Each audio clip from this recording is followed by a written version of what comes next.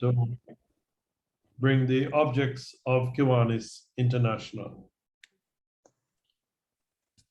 Good evening. The objects of Kiwanis International to give primacy to the human and spiritual rather than to the material values of life, to encourage the daily living of the golden rule in all human relationships, to promote the adoption and the application of higher social, business, and professional standards, to develop by precept and example a more intelligent, aggressive, and serviceable citizenship, to provide through Kiwanis clubs a practical means to form enduring friendships, to render altruistic service, and to build better communities, to cooperate in creating and maintaining that sound public opinion and high idealism, which make possible the increase of righteousness, justice, patriotism, and goodwill. Thank you. And before we have our invocation, let us remind everyone on the platform to mute their microphones. We were getting a bit of feedback a while ago. I now invite Chairman Dr. Andrew Burton to bring the invocation. Over to you, Andrew. Let us pray. Dear Heavenly Father, we commit to you our service as Kiwanians, as Jamaicans, and as friends who are all together seeking to work towards the betterment of mankind. God, we pray that you'll reach the heart of our membership and everybody who is here, and ensure that the motive of our service is true and continue to be the people who will receive the care that we offer. God, we pray for our country as we speak to matters of crime and things that plague us, ways in which we think our country is diseased. God, we pray that as the ultimate source of good and of peace, that you will continue to inspire us and you will give us good thoughts, show us the way forward. And we acknowledge you as a source of all things good in our lives. In Jesus' name I pray, amen. Amen. Amen. Amen. Yes. In my opening remarks, I'd like to tender an apology for our president, President Paul, who is currently in transit to Japan. So he's heading to the east. And we ask the Lord to give him journeying mercies. I'd also wish to recognize our Lieutenant Governor. And I also see DLG Joe on the platform. It's a very interesting presentation that we have this evening with Dr. Herbert GAYLE, and he will be formally introduced at the appropriate time. I'd like to now invite our Lieutenant Governor, Rosemary Henry, to bring greetings.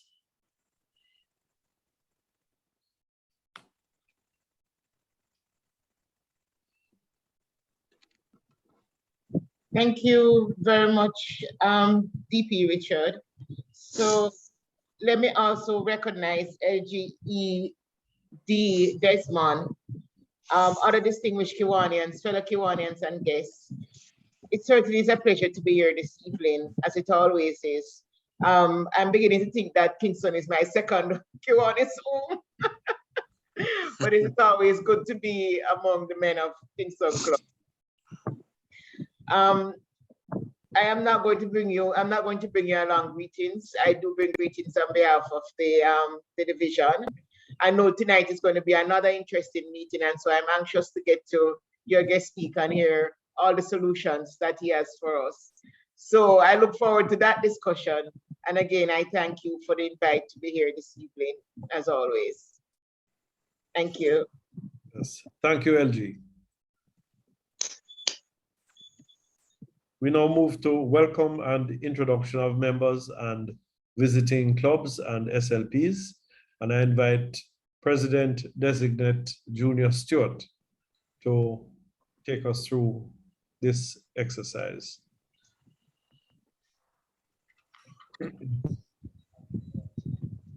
Sorry, you hearing me now? Good evening, and You're reading your strength 5, sir. eh? We are reading you Strength 5. Which means that is good. Loud and clear. 100%, 10 out of 10. Loud and clear.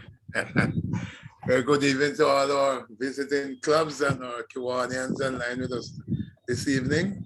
And a very good evening to our very special guests as well. We've been looking forward to this topic. It's a very interesting one as usual. And I would like to hear some of these problem solving tips. But before we go any further, I'd just like to ask our visiting clubs to bring greetings to us tonight. And we are going to start with those clubs that are overseas. Clubs that are overseas would like to bring greetings at this point in time. Please do so now.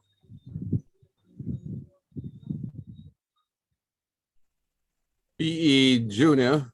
Yes, I'm here, sir. This is Director Roy, former member of the Kiwanis Club of Kingston. I bring you warm greetings on behalf of President Sharon and the members of the Kiwanis Club of Toronto Caribbean. Yes. We wish you a successful meeting, and I look forward to all the information. I hope I can absorb it like a sponge. Yes. So I wish you a successful meeting again. And thank you for coming. I know there are members on the meeting. I will put it in the chat, how many members are in the Please do. And thank you for coming. Thank you and your delegation for being with us tonight. Any other clubs from overseas? Clubs from overseas, then if not, we'll move to Division 25. Clubs in Division 25 that I'd like to bring greetings at this time. Good evening. Good evening, fellow Kiwanians, President. This is DLG Joe from the Kiwanis Club of Hopewell. It's always a pleasure joining the Kiwanis Club of Kingston. Yes. I noticed that I see my good friend DLG Billy. He has a different appearance these days. That's a haircut. Thank you, Joe. That's a haircut. I must congratulate him for that. I hope that I wish that you will have a very successful meeting. And as of this evening, we won't have any more crime. Thank you. Nice. We certainly all hope for that. Thank you for coming. Yes, you're welcome. Yes, Division 25. Good evening. This is Chair Yetman Yolanda from the Kiwanis Club of Montego Bay. Good evening to you, fellow Kiwanians and President. We are 4 in number at the moment. I'm expecting others to join us shortly, and I hope that you have a great meeting. Thanks for having us. Thanks for coming, Kiwan and Yolanda. Thank you for taking your delegation with you as well. Thank you. Division 25. Division 25. Then Division 24. Those from Division 24 that would like to bring greeting at this point in time. Yes? Oh, that's Richard. 24? If not, I'll move to our own Division 23 West. 23 West. Hi, good evening, PE Junior. This is President Emilio from the Kiwanis Club of Diverse Professionals, Portmore Pines. Yes. We are 4 in number. I have Director Christine, I have Secretary Treasurer Wayne, and Kiwani and Camille McCrae. I know that Dr. Herbert GAYLE is actually very passionate at what he does, and I know this meeting will be a very informative one. And we thank you for the invite. Thank you for coming, and we look forward to hear from our guest speaker. 23 West. Good evening, PD Junior. Hi, how are you? I'm well, thank you. Bringing you greetings from the Kiwanis Club of the Sunshine City, Portmore.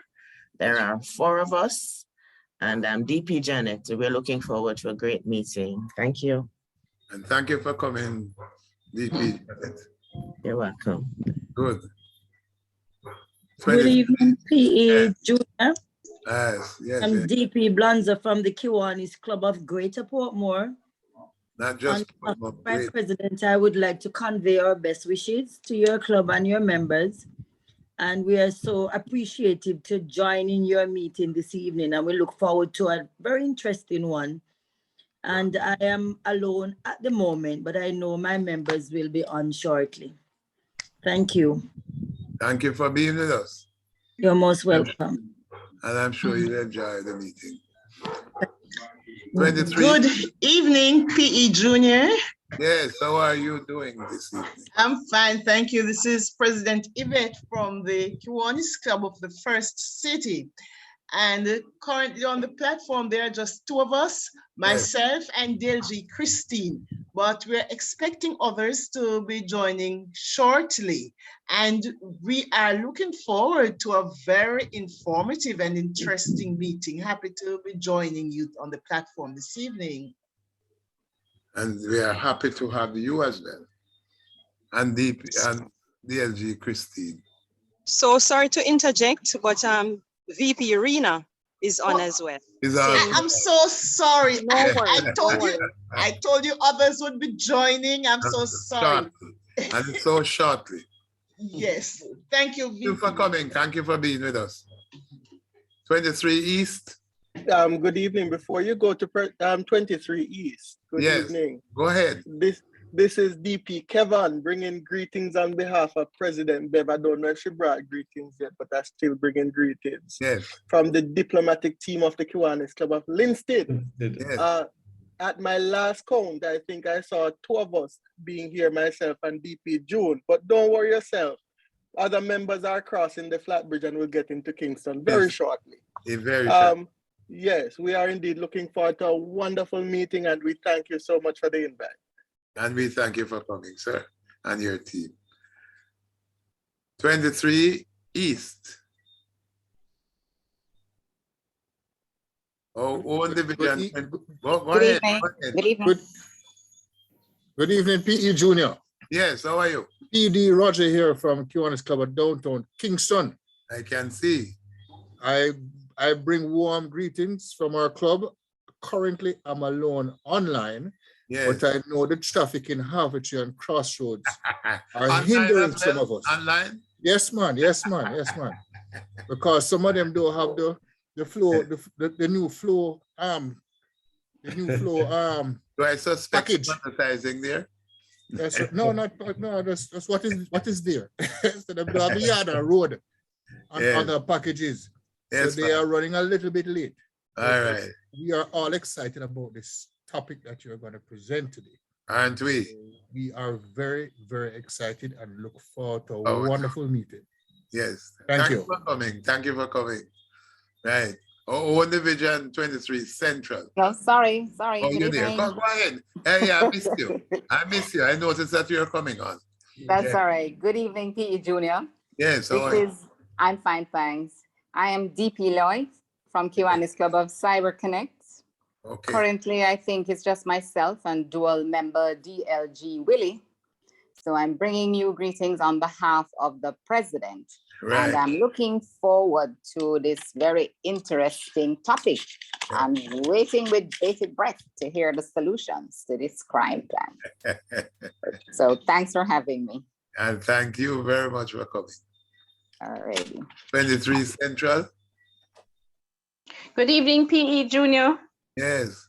This is DivSec Paulette, representing Friends Across Borders and claiming my LG for Friends Across Borders. I think others are in the room, but because I'm using an instrument that's not showing me everyone, I can't speak. Okay. But we are so looking forward to this presentation from Dr. Herbert GAYLE.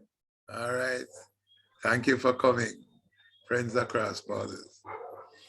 23 Central. Hi, good evening, PE Junior. How are you your voice doing? this evening. Oh, sometimes it does that. But I'll just make the announcement that I've been delaying because every time I attempt to announce my delegation, then I realize the number keeps growing. I know that's a good thing, right? Yes. So at the moment, I think we're up to 6 members. Let me check again. 1 second. Yes. Okay, You can so put it on the actually, chat if you want later. yes, it's actually the delegation of 5, and guess what? We have 2 prospects. Wonderful. Yes, I'm so excited, and the number keeps Excellent. growing. So thank you so much for inviting us. Yes. And we look forward to learning more about crime and solutions to crime and what we need to do to correct this problem. Thank you so much. Yes. Bye-bye. And thank you very much on your delegation. Yes, thank you. As usual. 23 Central.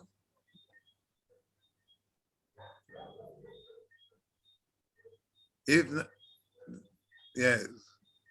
23 Good Central. evening. Good evening, P. Junior. Hi, how are you? Very well, thanks. This is PD Derek from the Kiwanis Club of North St. Andrew. I can see. Yes, greetings on behalf of the president and the club members. Right. Greetings to DP Richard and all your members. Good. Looking forward to a very good meeting. It's good to be here. So we, at the moment, we have 6 of us online, but I'm sure others will be joining. Yes. And we're all looking forward to a successful and fruitful meeting. Thanks for having us. And thank you for coming. What about our SLPs then? Our SLPs, if there's SLPs? We have faculty advisor Aldith Douglas. Yes. Would you like to bring some greetings?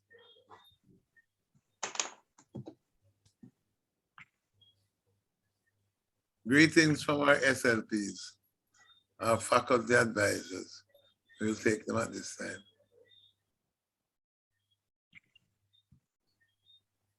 Others online, if they're others online. Anybody else online that would like to bring? Good evening, PE Junior. How are you? Greetings. I from Kiwanis Club of New Kingston. Yes. I am Director Veronica, and we have several other members online. I think we have about 7, and climbing others should join us shortly. We really wish for you a very good meeting. I see the support is here. Right. I really hope we can get some solutions to this problem that we're having. All the best. Thank you. And take care, and thank you all for coming. You're on your team. Good evening, PE Junior. Yes. This is DS Diana from the Michael University College. Here with me is distinguished President Joshua Brown and our first Vice President, Miss Natoya Grant. We are looking forward to a wonderful meeting as always. And thank you for coming. Hi, good evening. I'm District Secretary Amy Grant of the Caribbean District of CKI. I'm here bringing greetings on behalf of the district as well as you, Mona Circle K. I have the Secretary and Assistant Secretary here with me as well. So thanks for having us. And thanks for coming. Anybody else? Good evening, PE Junior. President Sherrill here from Kiwanis Club of 23 Central, sorry, online. As usual, it's wonderful being here with you. Yes. We have about 5 members and 2 prospects online.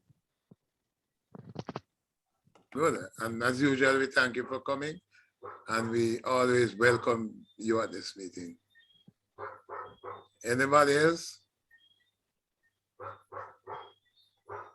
Yes, good evening. Go ahead, go ahead. Okay, good evening, everyone. I am Director Mikel from the Kiwanis Club of Papine at UTEC. We're four in delegation. Others are going to be joining. Looking forward to a lovely evening and thanks for the invitation. And thank you very much for coming to be with us. Anybody else quickly? Good afternoon, everyone. Good afternoon, everyone. Good afternoon, we're hearing you. I am Director Arlene from the Kiwanis Club of Worthington, Kingston. Yes. And we bring you greetings this afternoon. We're looking forward to a wonderful meeting. Yes. Thank you. We all are, and thank you for coming again. Anybody else quickly? Yeah, PE Junior, DLG Yes. with you.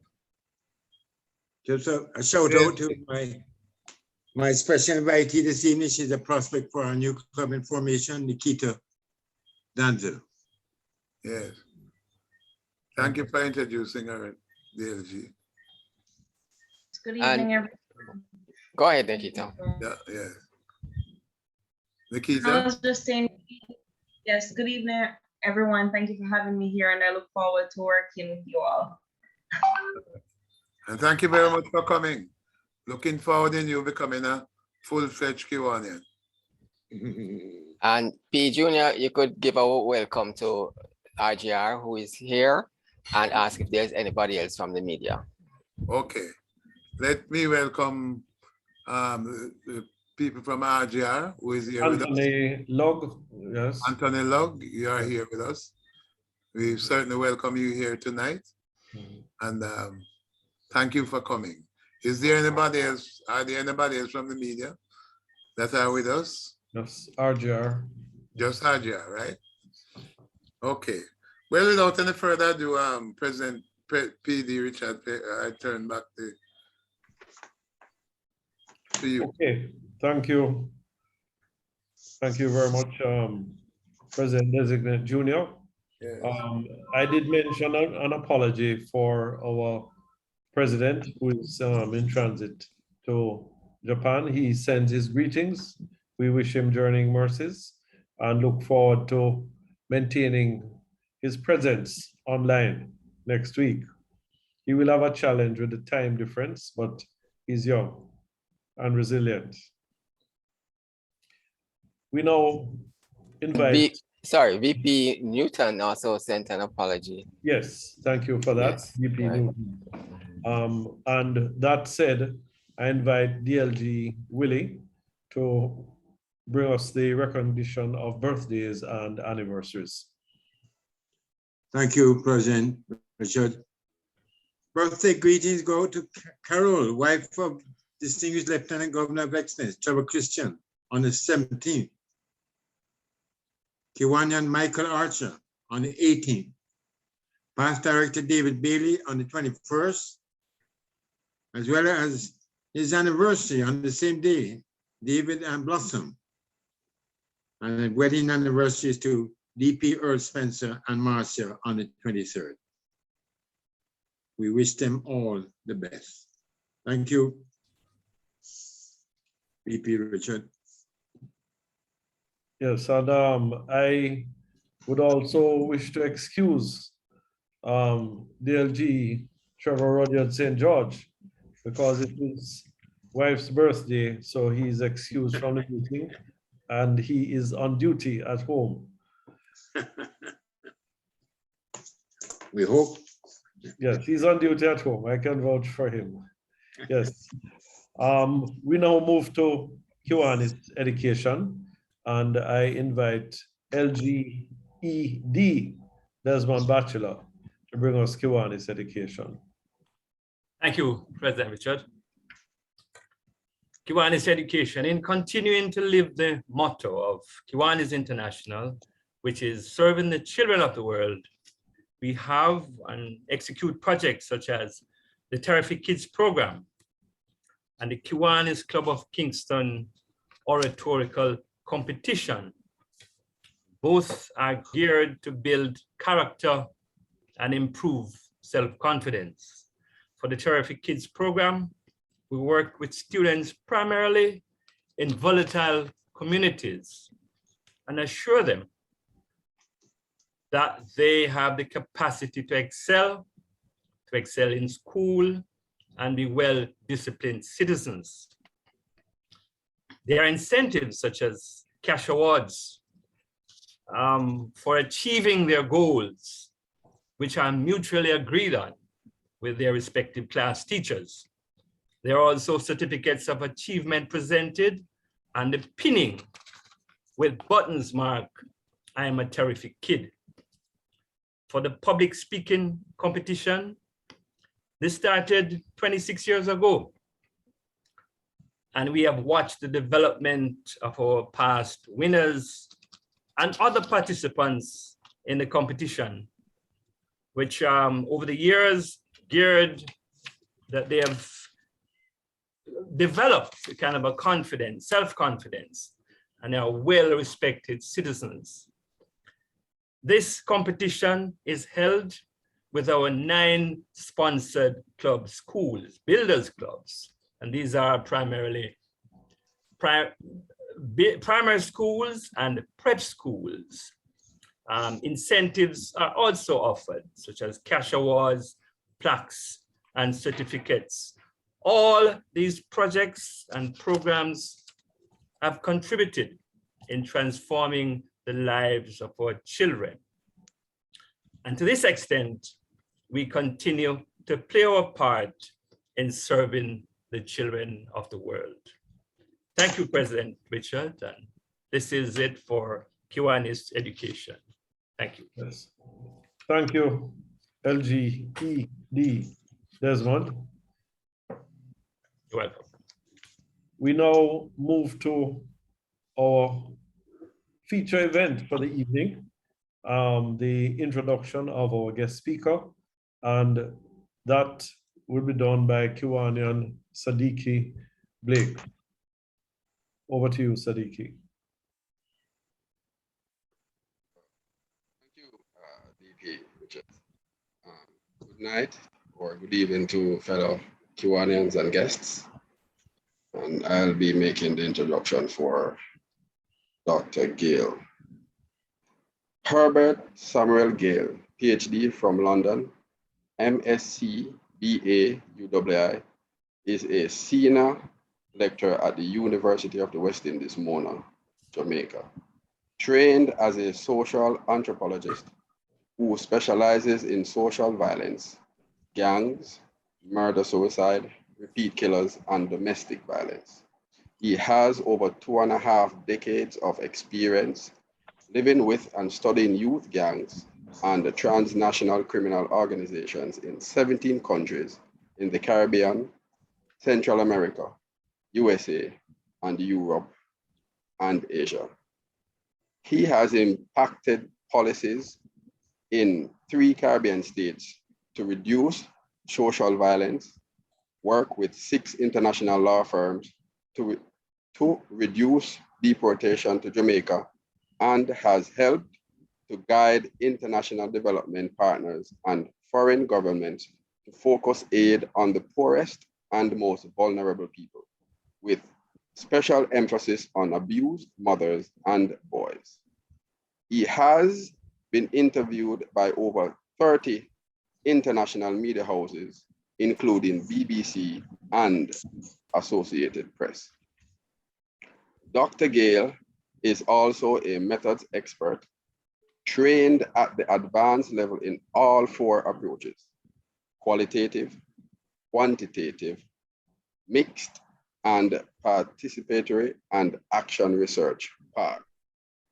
As a violence expert and youth advocate, Dr. GAYLE has done public lectures, motivational presentations, workshops, and seminars in over 50 countries. As an advocate of Black gender partnership, he has been keynote speaker at 16 International Women's Day events, where he has stressed the need for women to enter politics to provide a cognitive balance to the lopsided frame of male political leadership. He has also been the strategist for 6 women who have successfully entered governments in 3 countries. He has done over 70 major studies and has published several books, chapters, and articles, including the recent work of Males and Tertiary Education in Jamaica, launched October 2020. He is the chairman of Fathers Incorporated and Children First Agency, and sits on various commissions, task forces, and advisory councils aimed at national and regional development. Viewers, please help me welcome Dr. GAYLE. Over to you, DP Richard.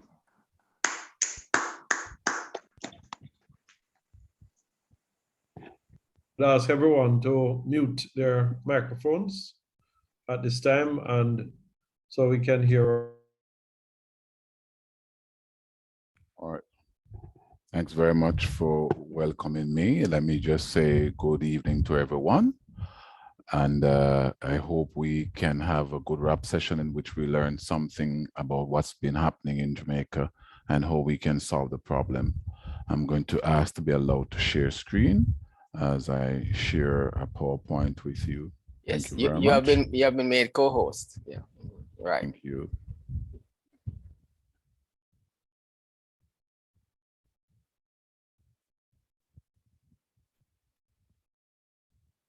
All right. So we're looking at how we solve Jamaica's violence problem. And I want to just give you a quick synopsis of Jamaica's violence. So if you understand anything about Jamaica, you will know that it is located in the LAC, Latin America and the Caribbean. And that region accounts for less than 10% of the world's population, but approximately 40% of its murders are homicide. In this region, we're talking about the core reason being the legacy of colonization. And this is an interesting area because quite often people seem not to understand that this area that is so extremely violent, that is the most violent zone in the world, was actually called the New World, or the colonized space in the Western Hemisphere.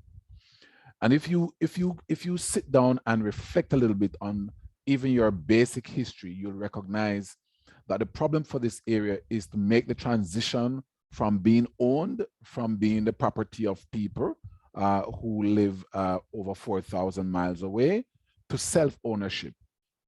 And one of the core crises that we now experience is that with the exception in the entire LAC of Nicaragua, and to some extent parts of different areas, such as parts of the United States, you will see that there has been no successful transition of the people of the region from being owned to self-ownership. And that is your primary crisis. Now, in the past decades, what you will find out from any study at all committed is that in the entire LAC, again, in the past 10 years, more than 50% of national security budgets are spent on weapons and force. How to get humans to comply rather than how to develop the resource called humans. So that's been the crisis. If you look at the most violent countries in the world since the year 2000, and these are the averages, you will see Jamaica is the 4th most violent place on earth. Okay? And you will notice also that there are three Caribbean states in the top 10 most violent countries. You will see Honduras, El Salvador, Venezuela. Almost all of those, with the exception of South Africa, are LAC. And South Africa, by the way, their homicide rate is now dropping below 30 per 100,000, which is the hallmark I'm going to teach you a little bit about. If you get to Jamaica, it is easy to identify where our violence is located. It's located in Kingston, which has the highest homicide rate in the region, in Jamaica, and almost in the entire Western Hemisphere, with a homicide rate on average since the year 2000 of 156 humans dying per 100,000. And by the way, when we say Kingston here, we're not speaking about the greater Kingston, we're speaking about Kingston. And then there's St. Andrew, which drops to 35, St. Catherine 48, Clarendon 44.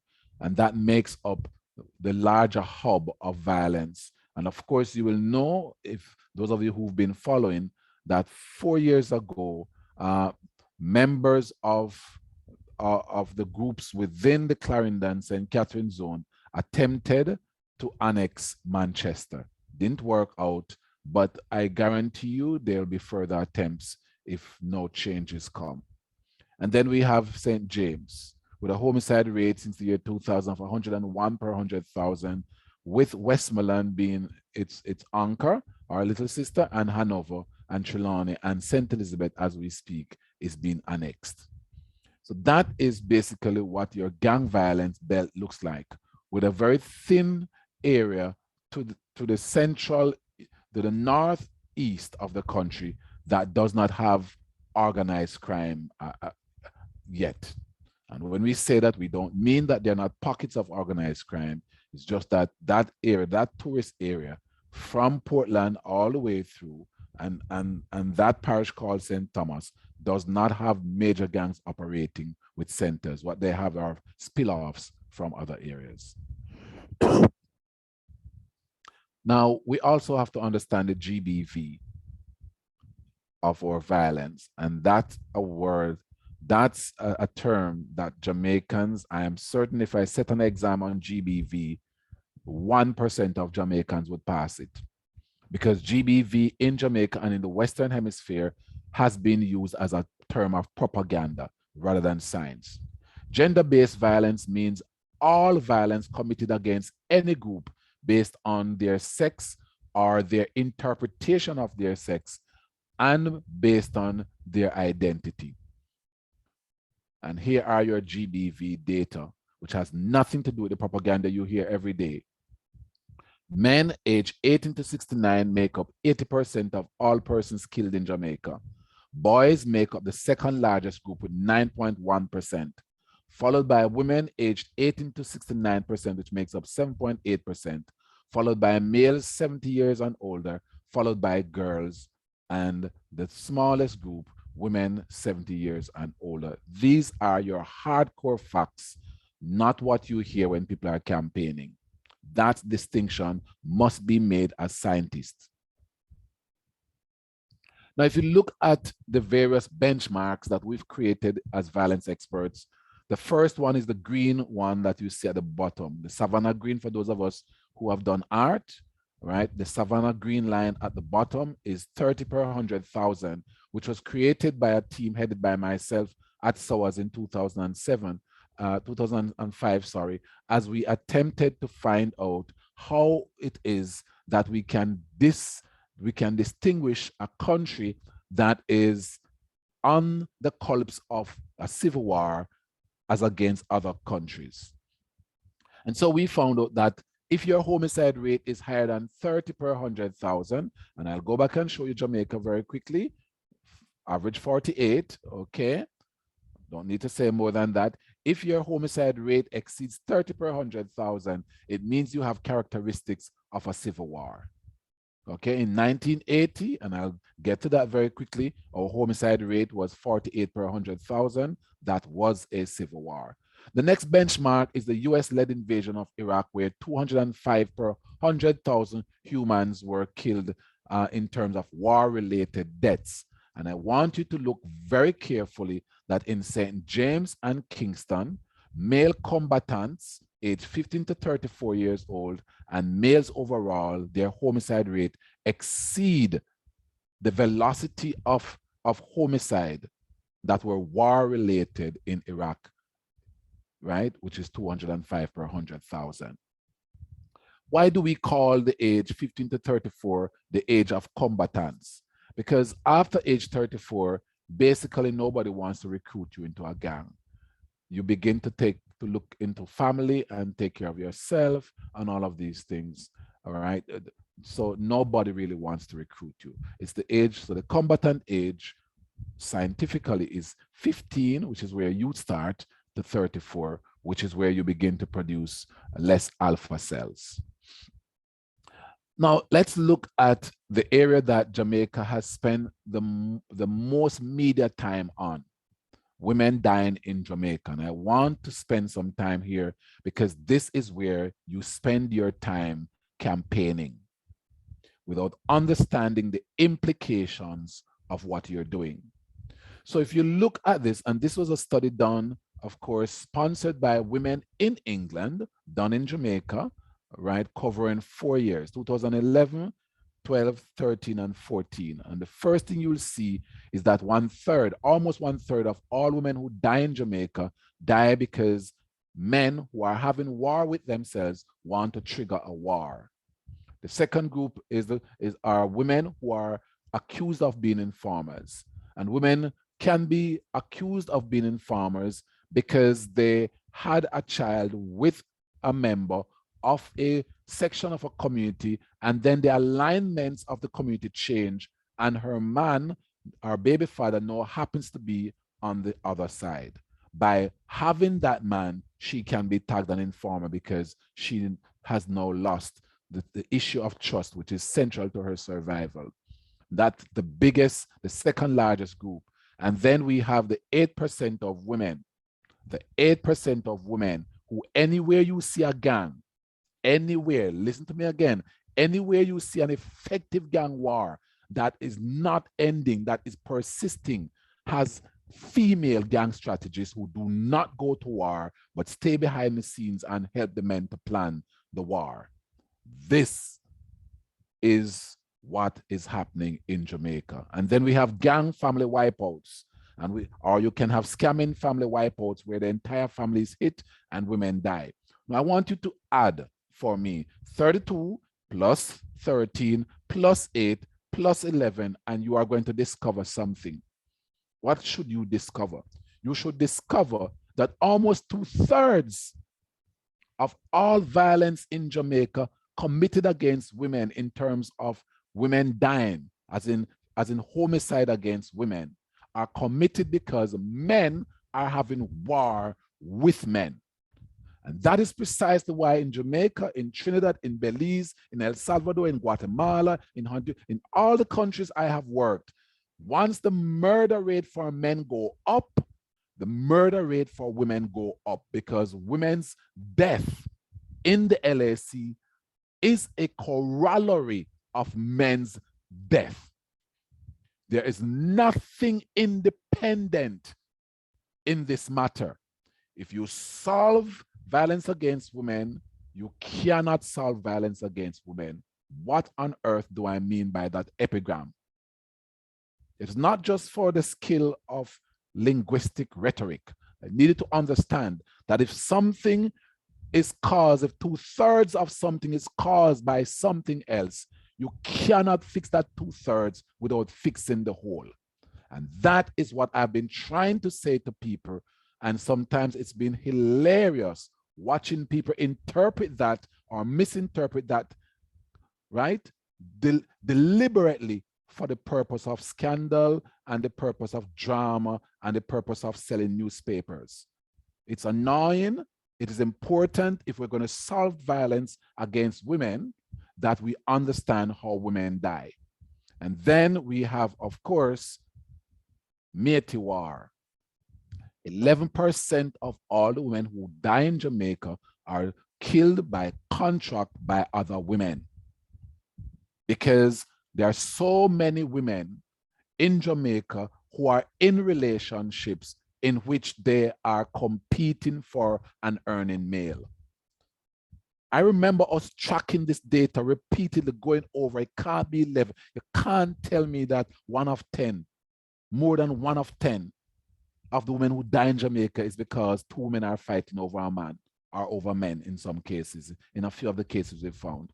And then we have 21%, right, of our homicide against women that are considered to be direct femicide. In other words, these women die in relationships with men, okay? And that's called intimate partner violence, IPV. And 4% of all women who are killed in Jamaica in those 4 years were killed by family and kin, family members, okay? Let's go. Don't have to go through the implications. I think you understand the implications well. Let's go to section B. How we created hell, the hell we live in today. And I want to take you from slavery to 1970s, and I want to share with you what really happened after we had this matter of emancipation. So the first thing you need to understand is that in 1970, when UNESCO and other units looked at the situation of education in the world, we were in a state of panic. To every 100 males who were experiencing or enrolled in a tertiary institution, there were only 74 women. 74. That's crisis. And the world responded to that crisis. In fact, in Jamaica, Jamaican women were 10 below because we did not have the revolution of Bev Brown and Two is Better Than Too Many, or nor had we at this point had the combination of Beverly Manley and Michael Manley. I think anybody who's Jamaican understand what happened when those two people came together to create the Roots program, Rely on Yourselves to Success, which triggered changes for women in Jamaica. You may not find this documented. This is really what exists. And we hope some people will document how the program and the progress of women in Jamaica started from a political base as a campaign framework and then became reality through the Family Planning Board with the name and the campaign around Two is Better Than Too Many. What you'll find in Jamaica, in the rest of the world, is a boomerang from 74% in 1970 to 108 women in tertiary institutions compared to 100 men. And in Jamaica, a reverse crisis of a shift from 64 women to 100 men in university to 228 by 2011. And I'll take you through how that happened. In 1729, of course, the first phase I wanted to look at is called slavery, right? The male shut out of slavery, the female shut out of slavery, sorry. So in 1729, we had Woolmers, and 74 years, this was 74 years after British arrival. If you look over the girls' school side, you'll see it's blank because no schools were made for women, for females in this period. We had Manning's, which was a boys' school, and 150 years later became co-ed. And then we had Jamaica College. Somebody's microphone is on.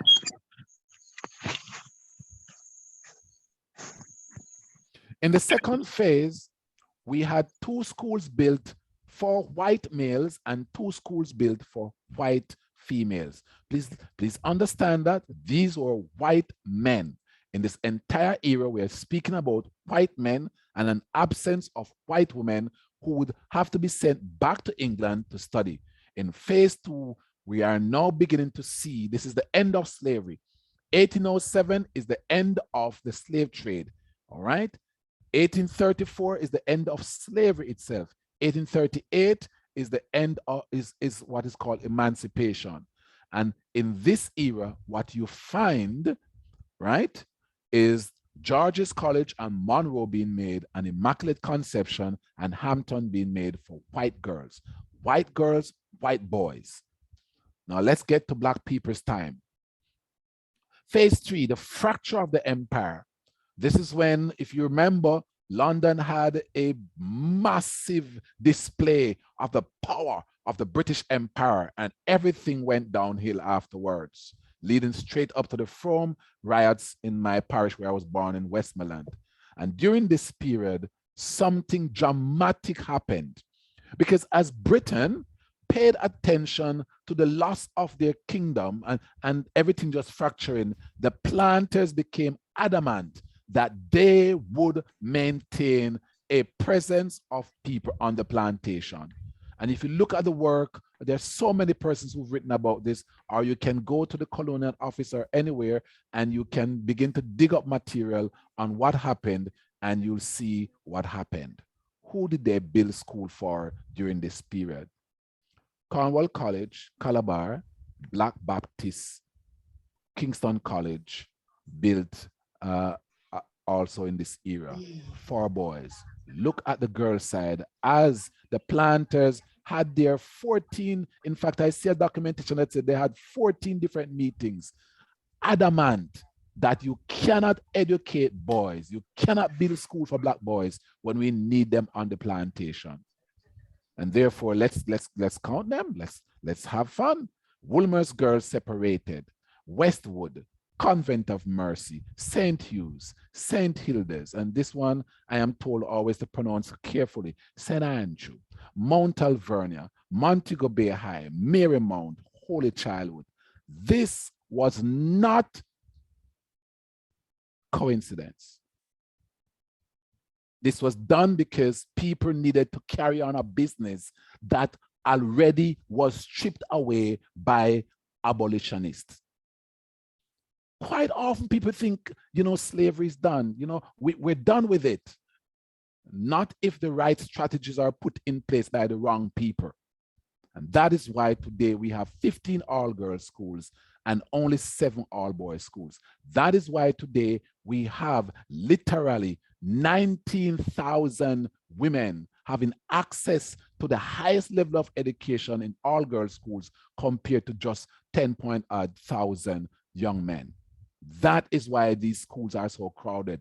That is why every single all-boys school you go to, it's packed, it's crammed. They're carrying over their capacity because there are only 7 of them. And then I'm going to teach you a little bit as we go on for you to understand what happens in co-ed schools and the new secondary schools built by, of course, successive labor right and comrade governments in Jamaica, because they didn't build schools that were as equipped as the schools we are discussing now. Let's go. Phase 4, the Carteret College upgraded to boys grammar and then became co-ed. The Queen School being built, Merle Grove, Miriam Speed, and everybody related to her. Big up yourself. Started as a boys' school, became co-ed, and then the boys were asked to leave. Merle Grove is today a girls' school. And Bishop Gibson High, which was promised by Bishop Gibson as the sister to Kingston College. When you have a setup like that, and you have successive governments who haven't changed anything there, and then you have 40 years of campaigning for women, you are going to have a nightmare. You are going to have a beautiful nightmare that can't be solved by the police. But we're going to get into the depth of it. Let's go to section C, 1974 to present. In 1974, when the homicide rate was merely 12 per 100,000, Jamaica made a massive error.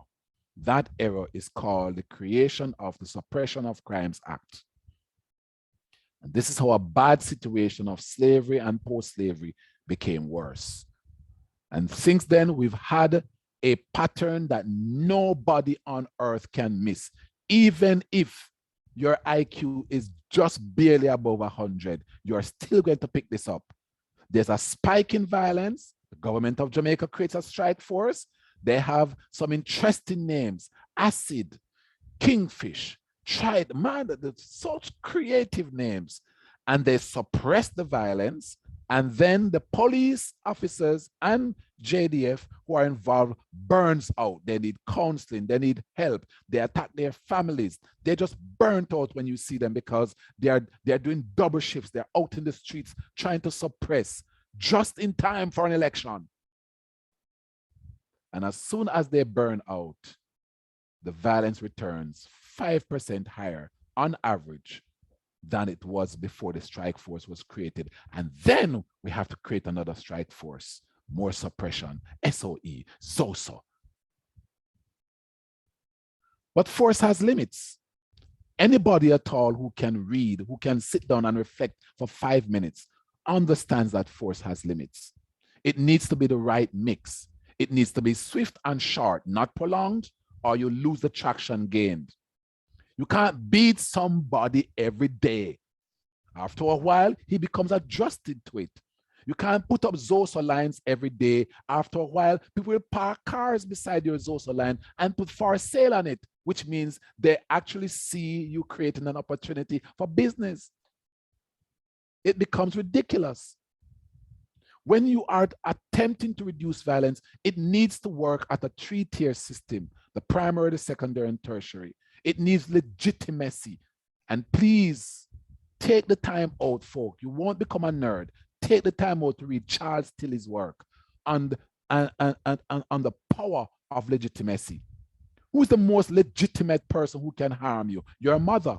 Your mother can smack you in halfway tree, smack you in crossroads while you're a young man with your friends, and you will laugh and say, Chaman, love me, man, but your father can't do it. Legitimacy is built on repeated delivery. and the emotional connection that you understand that the delivery is being made. Even if a father delivers, he will not ever experience Mother's Day, anything parallel. Mother's Day is ranked what? Number 2 in the world in terms of a festivity, in terms of expenditures. And Father's Day is ranked 26th in the world. Go online and look. Legitimacy. Politicians, governments must make an attempt to create legitimacy if force is going to be applied.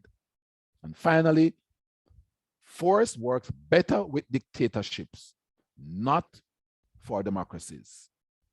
In democracies, there's always enough transparency and accountability to address dictatorships when they emerge in terms of just protracted use of force against civilians.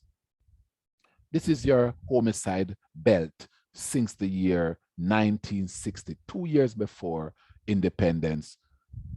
The data here tracks those homicides. The first spike you see here is, of course, 48 per 100,000, Jamaica's Civil War, 1978 to 1980, sorry.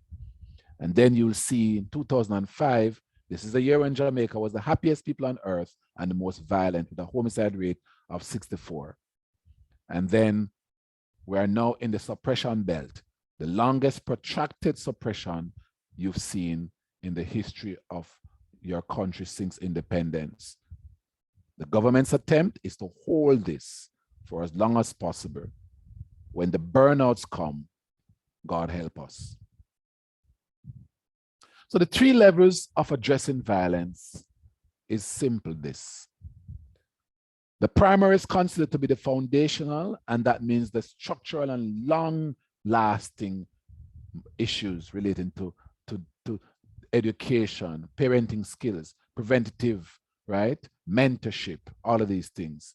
Economic opportunities, ontological securities, changing violence norms, getting your boys back in school.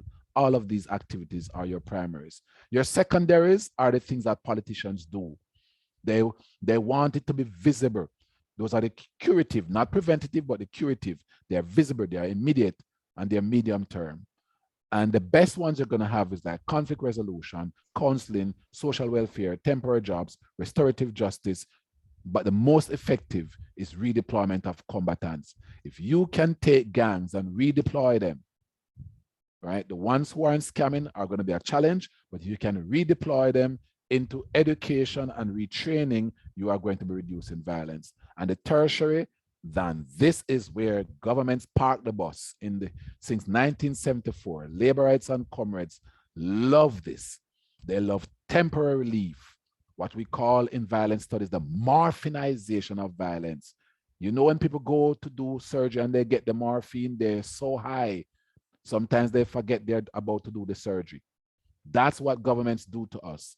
They give you morphine. They have peace treaties, ceasefires, states of emergencies, ZOSOs. They relocate the problem. They attack one area and the gangs run to another one. And what do civilians do? They join the joke. They have peace marches. They have all of these things that make you look busy.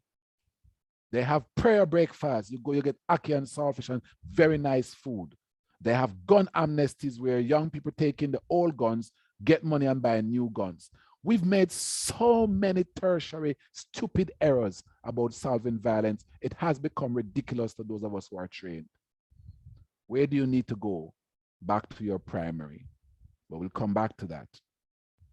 Ontological security is the essence of what keeps young people stable. What do we mean by ontological security? Having a sense of hope, having a sense of stability. Yes? Knowing that tomorrow, and I'll give you your ontological security test.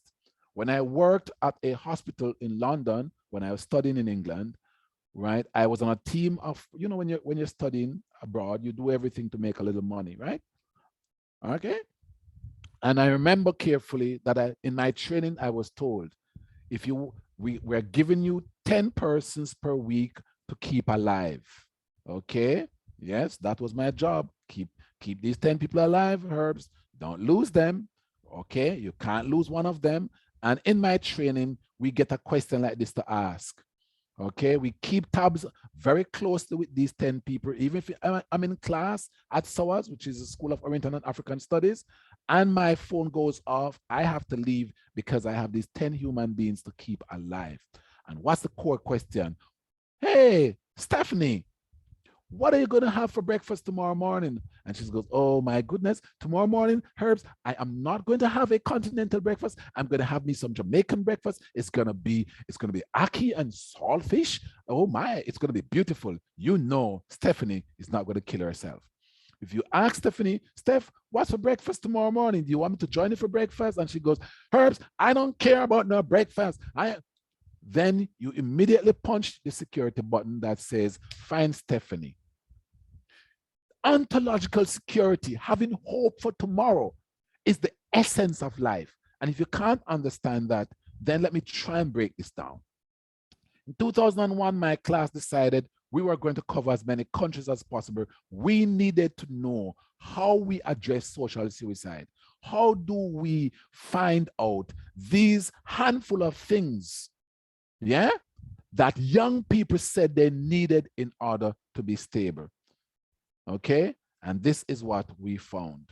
We found 4 things: food, sense of safety, parenting, and opportunity structures or education and training. 4 things, and we're going to come back to that.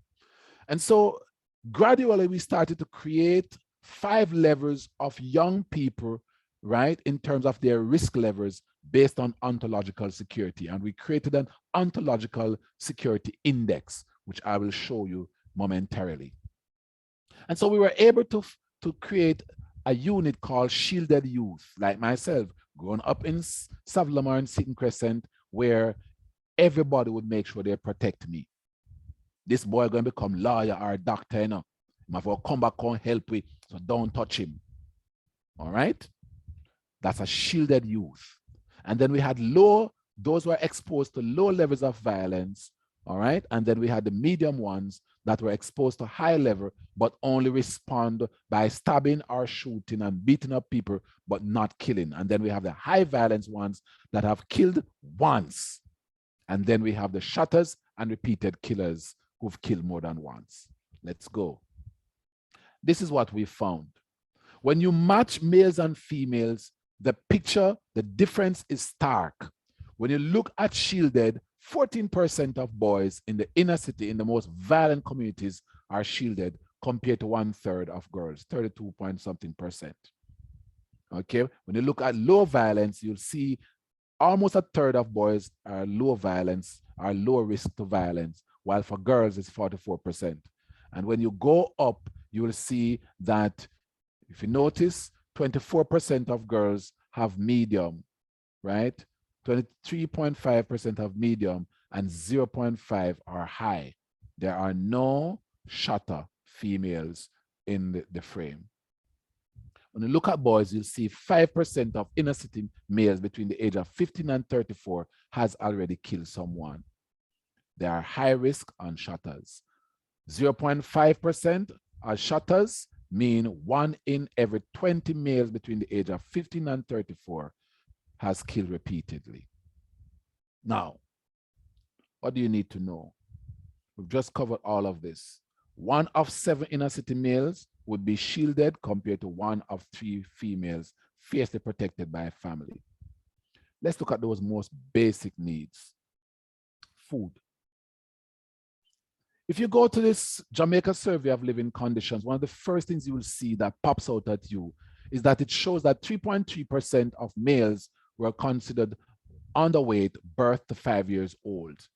And remember, UNICEF and the rest of the world use an indicator called the U5MR. You want to look at what's happening to your children birth to 5 years old. So 3.3% of females are girls or infant females are underweight or malnourished compared to 8.8% of males. In other words, Jamaican males are 2.7 times more likely to be underweight or mistreated during infancy than their female counterparts. UNICEF backed this data up in their 2004 data that shows that females are twice more likely to be better breastfed than males, or comprehensively breastfed than males. And when you sit down with inner city people and you say, why do you treat the boys like that? Herbs, we can't make them soft, because if them soft, don't get them all dead. Let me say that in English language. The mothers are not cruel. They did not set out to treat the boys with such high levels of abuse. Unconsciously or subconsciously, they understand the nightmare that these boys are going to go through, and they try, without even thinking sometimes, to toughen them up. This is the same pattern you'll find for 15 to 24-year-olds. Same pattern. The pattern does not change between birth to 5 years old and the rest of their lives of these unfortunate young men. The problem for inner city young men is that they must provide food for themselves as well as for their families, which include mother first, sister, and other siblings. For young females, their concerns are for themselves and their children. These data have been repeated in studies. No study has been done in this area that hasn't found the exact same thing. Patriarchy is for rich people. Patriarchy damages young men because it requires of them to become breadwinners when they have not had the training or the skills to provide food. And therefore, please note the terms. Man, I go hunt some food, which could mean killing you. In Belize, man, I go catch and kill, which is actually more dramatic. And therefore, patriarchy is very damaging to young, poor inner city males because they do not have the resources. A young man said to me, Herbs, I went to church and I was shocked. The pastor said to me, you are supposed to be the head of the household. When we forget money from for being no head of no household, Herbs. Even the very Christianity that we apply to the lives of young people who have no resources puts them under pressure to commit crime without our understanding that this is not the way to go.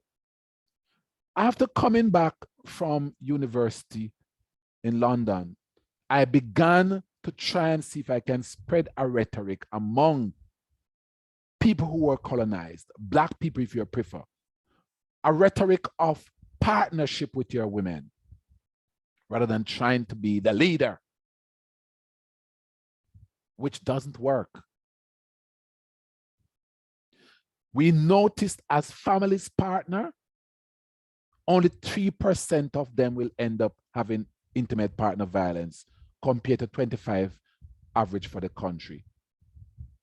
But every time you ask people to partner, they get into the spirit, and it's not the Lord's Day. Because we've been sown by the North, we've been sown these ideas of gender competition rather than gender partnership. Men and women left slavery together. Men did not leave slavery and left women behind. They left slavery together. It is so sick, and I'm so sick and tired of listening to people pretending that only one group of people have problems.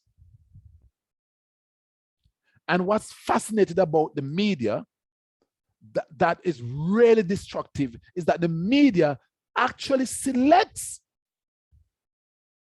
who of the women must stay in the presence and the conscience of the people for more than 9 days. Do you want me to give you the profile of those women? Out of 118 women killed every year, between 5 and 7 will be light skinned.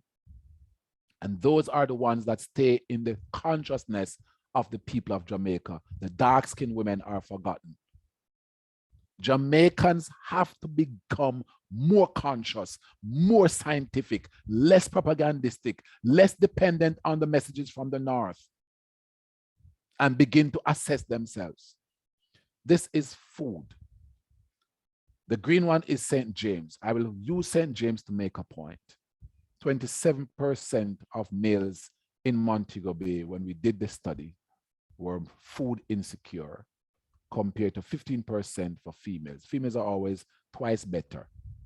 Males, 15% hungry full time, teaching me how to go to a pipe, put your hand under the pipe, put enough water in your stomach so the stomach hydrochloric acid doesn't eat itself.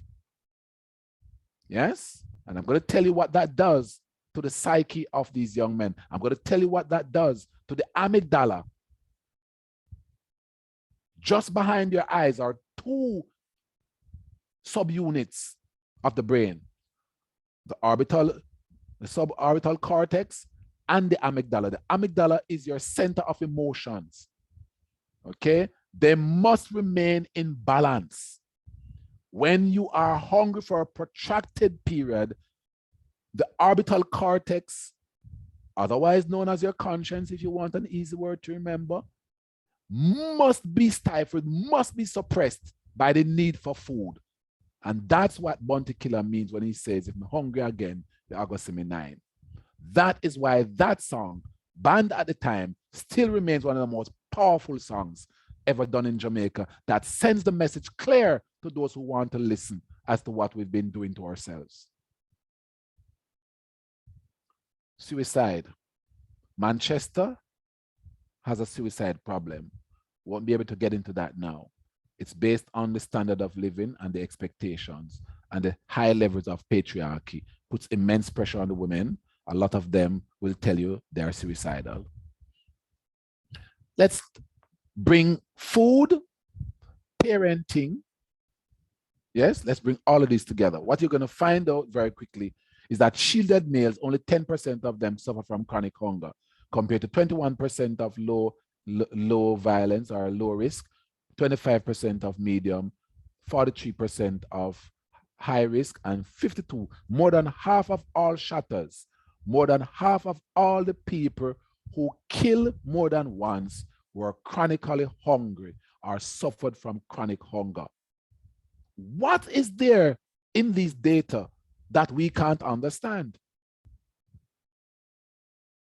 Let's look at young people who are assisting their families. 70% of the Montagonian males who are young people, aged 16 to 24, were assisting before they themselves had anything to give, compared to 36% of females. The others go on to school. Some will end up having an MA, but no MAN. Look at the males who are carrying their families alone, 17% in Montego Bay. Manchester, of course, is the best of the three parishes. But look at that. For the females, it's always twice less of the nightmare, twice more support, twice less of the nightmare. Input, output. What you sow is what you reap. Let's break down the young men carrying their families. What do you see? The exact same pattern. The exact same pattern. This is for St. James. Same pattern. Same 10% of the shielded, all the way up to the shutters. Sense and security. What do you discover? The number one way to identify a young man who is going to be in trouble, who is going to literally end up becoming a gang member, is if his family is already involved in crime. 25% of all gunmen who have children, who have boys, 25% of those boys will become gunmen. And believe me, if you are producing a turnover of 25%, you are going to have a lot of killings. 17. For a boy who is not a member of a crime family, the crime family boys are 17.3 times more likely to be high risk. Tortured children. Tortured children are 5.4 times more likely to be high risk. Hungry children, it's all there. 3.6 times more. Those who see their parents beating up each other, 3.1 times more. Those who drop out of school, 2.7 times more. Those who have to go out and hustle food for their mothers and sisters, 2.5 times more likely to become a shutter or a high risk. That means to kill someone. Yeah? And here is the drama that I want you to take your time and absorb. We've done so much propaganda. We spend so much time saying garbage that we seem not to get it in our cranium.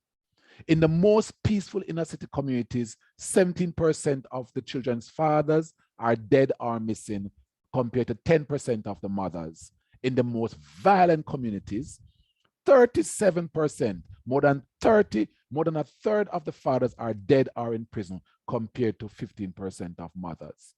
Here are the national figures from, of course, the Survey of Living Conditions, since we are waiting on our new census. These are the figures. These figures are from the Survey of Living Conditions that fills the gap until the census comes.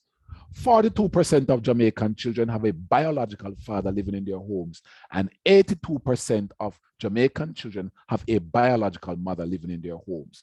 I want you to move from the national figures to the inner city, and the first thing you notice, father presence dropped by 50%, and mother's presence dropped also by almost 50%.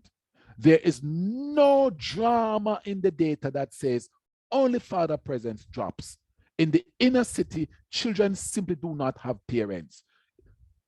There's nothing more annoying as the head of Fathers Inc., as the chairman of Fathers Inc., to hear people say only father presence drops while the mothers turn up in the inner city. No, inner city children are largely taken care of by themselves, their siblings, their grandmothers, their aunts, their cousins, not their mothers and fathers. Please, it's important that you begin to understand the data in your country rather than the propaganda that are fed to you every day. Propaganda are good for campaigning to get resources, to get funding from the United States and Europe, but it can't help you to make policy preparations. Then if you look at inner city males who kill, now you see the drama. The father presence is reduced somewhat. The mother presence becomes a disaster. That is why Herbert Samuel GAYLE can conclude as a violence expert, not as a misogynist. My God.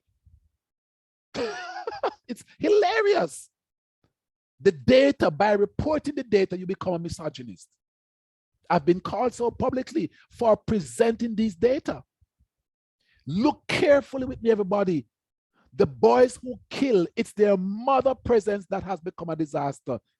Their father presence was already rotten, and now mother presence joins it. So it means that boys who kill don't have mothers and fathers. Only 17% of them has a mother, have a father, and only 21% of them have a father. Therefore, we can conclude that boys who kill have a parental problem, not a father problem. Stop it. And inner city females who kill, I have 64 in my data set now, have a father problem. If you notice, the father drops while the mother becomes a little bit more constant. But for both males and females who kill people, they have a parent problem. Shall we go? And when you look at their involvement, it's the same pattern. Let's go. Now, here is what you need to have in your heads before you make any conclusion. The red line represents homicide, the homicide rate in Jamaica. The homicide rate in Jamaica is moving upwards constantly, and the father presence in Jamaica is moving upward constantly. How then can father absence be a primary cause? I actually heard a scholar, somebody with a PhD, permanent head damage, saying father presence, father absence is the primary problem. Please go and do some research. There are the data for Jamaica. In 1948, only 18% of Jamaicans had a biological father in their home. In 2017, it's 42%. In other words, there are other things happening with the ontological security of young people. That means despite father presence becoming better, the father presence cannot cover the immense damage being done to young people, males and females. And that is why, even though father presence is becoming better, the homicide rate is not going down. I hope you get it, please. Here is the indicator. If you take food, if you take parenting support, if you take sense of safety, and by sense of safety, we mean being scared of being killed by the state and by gunmen, if you take and opportunity structures, having the capacity or the space or the access to education or training, you are going to see something interesting. 77% of shielded children had access or at least a passing grade, yes, of ontological index of all four of those things, compared to 69% of low, 53% of medium, 28% of high, and less than a quarter of all the people who kill repeatedly have any sense of tomorrow. Education and training. When we use the boys who drop out before grade 9 as the baseline, right, we are able, by creating that baseline, to understand the power of education, which is why we discovered that if a family educates a child, a boy, it means that that family also is providing food, or the child is getting food in order to go to school. There is parental love and attention, right? And a child literally needs one stable parent. One. For those of us who believe in God, isn't he powerful or she powerful? One, you need one stable parent. So you can imagine the crisis with these children because they have zero parent stable. All right, when you check on those, the kids who have enough of ontological security to be able to complete 3 CXCs, that don't even have to pass them, are 4 times less likely to be high risk. And the ones who are kept in school until CAPE are 10 times safer. And the ones who you love and protect and feed and give the opportunities and the everything to the point where they make it to UE or any other tertiary institution are 85 times safer. And that is why I have been stressing so much that we invest in our human capital. By running the index against the youth we have studied, we have found that on average, a young man with a score above 50 was 12 times less likely to kill than one below 50. We also found that education was the most powerful single ontological factor. And here is your nightmare. This is the current nightmare we have. If you attend an all-girls school, you have an 89% chance of successfully completing math and English and 3 other subjects which qualify you for tertiary education in Jamaica. If you go to an all-boys school, which is more crowded, despite the fact that they have these wealthy alumni, they're overcrowded, they need more space, they have less resources still, 69% of you will have that chance. If you go to a traditional co-ed, it will be 61%. The average for those is 73%. If you go to a technical school, 17% of you will have immediate educational ontological security. And if you go to a new secondary school, 1 of 10 of you will have a chance in the first 3 years. The latest data from the JCF summarizes all that we've been saying. Unemployed, unskilled, and farmhands account for 74% of murders, shootings, and breaches of the Firearm Act out of 9,306 people from January 2006 to October 2021. The message is clear. If young people are provided with ontological security, if we provide them with training and education, that purple patch will, in fact, yes, this section here will disappear. What do we do? It is annoying, can't find any other word, that I have been consulted by the British. I've been consulted by Belizeans, by Latinos, by Trinidadians. I've been consulted all over the world to show people how to reduce violence. I've done a violence audit in Belize. The homicide rate was heading past 56 per 100,000. It is now 28. I've done the work in Trinidad. Had some political hitches at first, won't call any names, but it is now in effect. their murders are going down. The Jamaican people are yet to call the only violence expert, and I say this without any apology.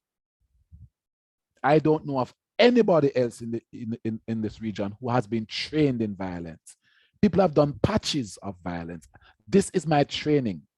We are yet to have a serious sit down to create what is called a violence reduction plan. What we've been having is crime plans. Seriously, a violent country needs a crime plan or a violence plan. A violence reduction plan cuts across 15 years and broken down into 5 years, which then maps into what is happening based on data from an audit. An audit must be a complete coverage of the country. For Belize, it costs 150,000 US. For Trinidad, it costs 250,000 US. For Jamaica, it will cost 500,000 US. I have seen Jamaica spend 500,000 US on garbage, but we struggle to get the attention of Jamaican people to do a violence audit. A violence audit will see the Safer platform by Paris Leayer and myself working together to give you a map that points out where children are abused, where gunshots are being fired, where everything is happening, which you're going to map on a platform called Safer. And you are going to be able to operate based on nothing but science, no prejudice, not because I'm a labor right, not because I'm a comrade. Science.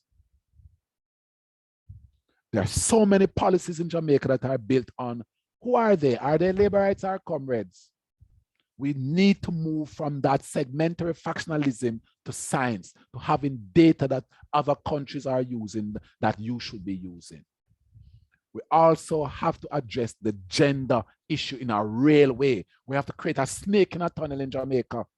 There should be no parliament in the Caribbean with less than 40% women.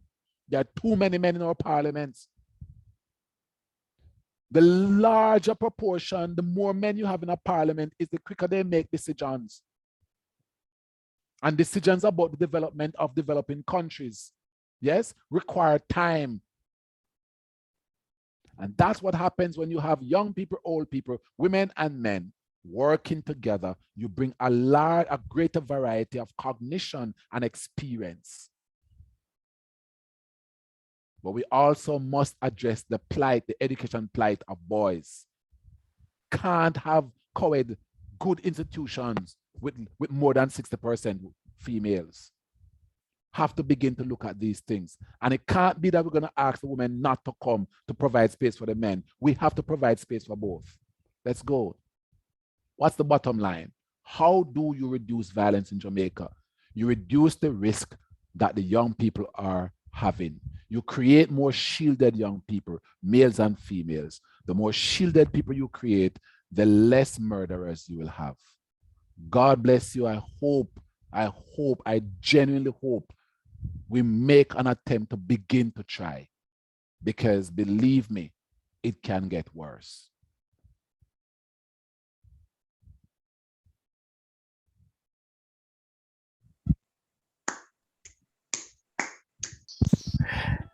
Dr. GAYLE, that was really. I have a quick question on something. I know you haven't said anything about sport. How does sport factor into maybe education or the whole violence scenario, or as a solution? Tool of ontological security. You want to harness all your tools of ontological security. Anything at all that gives a young person a sense of hope, something to get up tomorrow to live for, will reduce your violence. And that's why sports is so powerful. That is why you have all this investment across the United States and in Europe, saying, let's box it out and where gyms are. That's why you have all these cameras and so forth, these projects that says, shoot with your camera. Anything at all you do that provides young people with a sense of tomorrow will reduce your violence.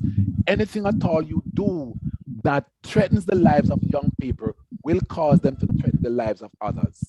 That is why states of emergency are so dangerous. We would have invite the media to field their questions first.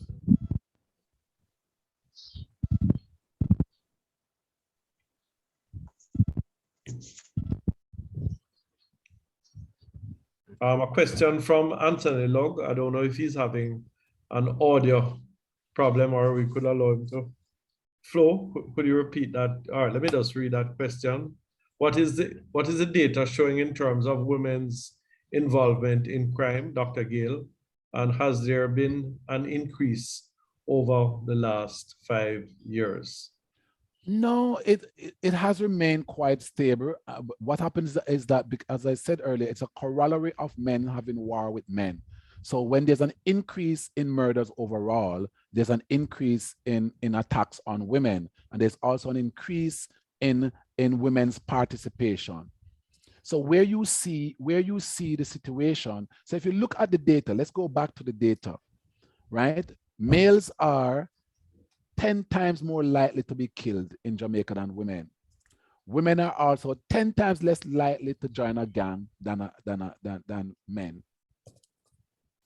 Those are your data.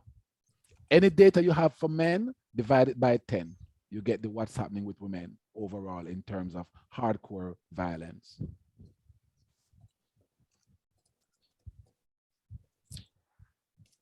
So I think I heard you say once, Dr. GAYLE, that you think the Ministry of Education was coming around to. Did this have anything to do with well, coming around to seeing the light? Words to that effect. But did it have anything to do with building more schools for boys? I mean, have they gotten to that stage? We don't expect that to happen quickly. Where we want to start with the Ministry of Education, which is the direction I see them going, and I give thanks because it's not all doom and gloom. When you find a ministry that is going in the right direction, you have to give some commendation, and that is to understand, first of all, what I see them doing now is trying to understand the problem, trying to identify the schools we call tier 4 schools, which have less than 5% of the children being able to qualify for college. Now, if you go to a school that less than 1 of 20 of you will qualify for tertiary education, you know, you don't have to, it's not rocket science that school is in trouble. And so we're trying right now, I've been working with them for them to be able to identify these areas and to begin to work through to see if you can get more children. The more psychological security you provide, space you provide of education and training, and the more families, because in order, remember again, in order for a child to get education, the child must also have food. The child must also, you remember that, right? The child must have parents. So you have to have the social workers working. I'm trying to get them to see the whole picture rather than just say, hey, we have some path lunch, right? And then the child eat the path lunch at school, but when he goes back home, the last cut and slice of bread is missing, and the child can't come back tomorrow. Yeah? So you'll see a lot of kids, they go to school for the path lunch, eat the path lunch, and then go to sleep. We cannot have children at that level, right? And make a claim that we are providing training. And that's why I'm commending the Ministry of Education, because they are now in the process of finding out. That's way better than other ministries. Well, the same applies for employment. You hire persons, you have to do basic training for them, let's say security guards. Thank you. And you have to provide bus fare. Yes. And you have to provide a meal during training. Because they can't come to training. And if they do come to training, if you don't feed them, they can't complete the training, you know. Yes. So, yeah. I'm happy you realize that ontological security is not rocket science. And we don't find the ladies having that problem, the no. female recruits. Oh no. President I don't know Richard? if you've seen, I don't know if you've seen any of the studies done by students on the HERBERT program. It's hilarious. The boy and the girl gets the same stipend. The boy takes his stipend to his mother, attempts to go for the week hungry while the girl eats her money. Yes. We have a motion for extension of time. Do we have a second now? An extension of? Seconded. Seconded, yes, by DP Stewart. Yes. President Richard? Yes, LGGD. There's Yes. another question from Anthony Lugg. Yes. And of course, this is directed at Dr. GAYLE. What do you make of successive governments' failure to develop a violence plan? Wow. Here's the problem with, sorry for that. Here's the problem with a violence reduction plan. It takes time. It takes bringing all the trained people together, right? It has to cut across this wonderful thing we have called labor rights and comrades. That's not easy in a segmentary factional state where only 6% of us are Jamaican before labor rights and comrades. We've done the research now 7 times and it is still only 6% of people pass the index to say you're Jamaican before you're labor right and comrade. So a violence reduction plan is going to really take cooperation and work. And it is not built on force. It is built on ontological security. Remember, you need force for the next election. You need to be stable and ready for the next election. And that is the nightmare, right? That is the nightmare for governments. It's not that they haven't heard me. It's not that they haven't listened. They're just scared. It may sound like a shocker to you, but they are genuinely scared. I've sat down with governments outside of Jamaica and I've said to them directly, if you go on a violence reduction path, you still have to do some of the foolishness just for some of the people who were fooled by it to remain your friends. I am very straight up. It's called the stone soup dilemma, right? So Richard comes to you, right, Desmond, and say, we're gonna make soup, but I have here the key ingredient, a stone. That is suppression. You drop the stone in the pot, and then everybody come and bring Irish moss, a piece of yam, and so forth, and build a real good soup. Then you can take out the stone and throw away and say, hey, I did contribute. That is really what a violence reduction plan looks like. You keep the stupid stone in the pot, which is doing absolutely nothing. Yes, a nice clean stone, and you do the real things because some idiots want to know the stone is in the pot. Can't tell you it any better. Can I ask a question? So Marcel, before somebody has I don't know if it's a fan with an open mic that is causing a really, disturbing sound. Okay, good. By the beach, yes. All right, I think it's gone now. Go ahead, Marcel. Yeah, I think that fan was mine. Okay. I'm Dr. GAYLE, real quick. Amazing presentation. Listen, I think I get it, or most of us get it, what has to be done for the long-term solution. But I correct in saying that for the immediate, you mentioned the redeployment of combatants. Yes. That's something that will deal with the immediate. Yes. Okay. It's a secondary. Secondaries are immediate. Right. But here's my thing though. I agree with you. But I'm reminded of right in our club here, some years ago, we had a presentation from a former principal of Jamaica College. And he told us of the strategy he had to turn things around, right? And one of it, the big takeaway from it, I remember, is that between the teachers and the old boys or what have you, right? they were able to achieve, turn around as a boy. But here was a big problem, especially for the summer holidays. When they went back into the communities and they returned to GSC after the holidays, they had to start all over because they went back in the communities where the violence and the wars and everything was. So I have always been thinking that for the redeployment of the combatants, as you're talking about, one, to get them out of the community because they also have a big impact on the 2 and the 3. And this is something I know have proven. Yes. The young ones come to 2, 3, 4 year old. So these violence producers is a term I've heard, which is the combatants, right? The redeployment of them, does that include getting them out of the community, recognizing their various talents and so forth? In other words, getting them in some kind of a, what do you call it? So an era. Because I know it will take time to redeploy and all that. Is that a part of what you're thinking? That's not necessary. If you have violence interrupters on the ground who also behave as big brothers and big sisters to violence producers, right? So you outside the community can't do it. You can't stay at JC and do it.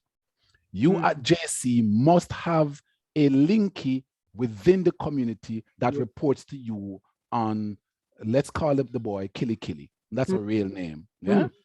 Killy Killy. Good. You get the onomatopoeia. So in order to help Killy Killy, you need to have a violence interrupter on the ground who is responsible for him, and you are the upstaker. So the two of you are working with him. So he has a mentorship framework around him all the time. So there's no break called summer. What you've attempted to do is the uptown version. Okay. Yes, which doesn't work. So, the uptown downtown version combined. Yeah. That's how it's done. Okay. Got you. What's your word for Kiwanians? Sorry. What's your word for Kiwanians in terms of what you think we can do? You can do a lot. You can take a small project, and please note the word small, not large. Do not ever take a child from chicken back to chicken and expect him to go back when you say you have no more chicken to give. Okay?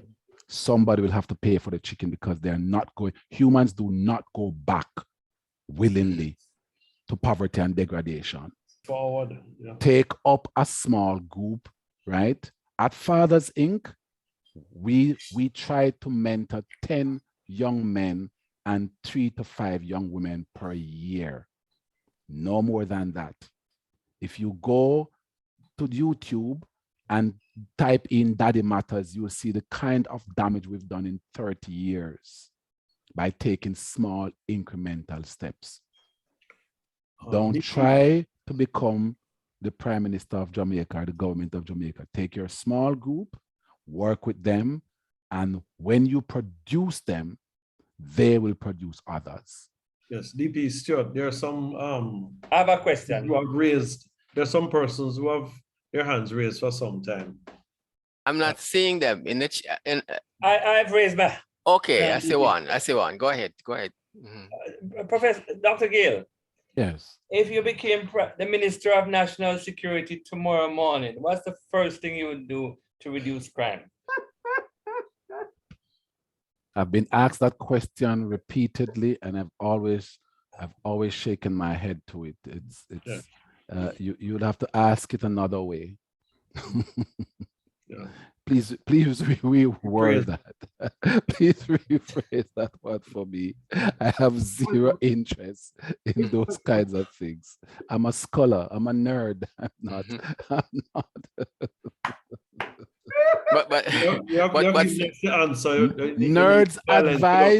Nerds advise people who are in power. They don't get into that situation. But could it be, I thought you were going to say something else. I was wondering if you're going to say that the solution is not so much in the suppression of crime, which is what the police are doing. Yes, what they're doing is wrong. What needs to be done is okay. So The point is that the government, successive governments of Jamaica have gone so far as to make sure it is now in our DNA. So if you look at what's happening, we're coming from a background of violence. We were enslaved, we were colonized, we were raped. Okay, we're coming from that background. Okay, if you beat a child every day, which I said earlier, and you continue to beat that child, yeah, it's nothing. You're only making that person angrier. What do you think happens when ZOSO or SOE rolls into town? The gunmen leave, right? The wannabe gunmen get beaten up. It's hilarious. The hardcore ones are gone. When you move, they come back. And they also move into rural communities where people are described as, right, as importees. Yes. Right? They become importees and they spread. I showed you a map, not for the aesthetics of it. I showed you a map to show you where we started and where we've reached. All right? That's what's been happening. So in other words, what you're required to do if you're a minister of national security is to have a tripartite system where you are working very closely with the Ministry of Education, the Ministry of Housing, the Ministry of Welfare. You are making sure that the long-term goals are being put in place for people to have a sense of ontological security. You are making sure you're doing spear fishing. You're not going with any dragnet and picking up innocent kids. Bounty Killer asked a very powerful question that some people didn't get. He said, what happened to the good boys? Everybody's talking about the bad boys. What happened to the good boys? What happened to the ones in my study who never committed a crime, go to church every Sabbath? I had a boy, a Seventh-day Adventist boy. He went to church every Sabbath with his mother until police broke his leg. Yeah?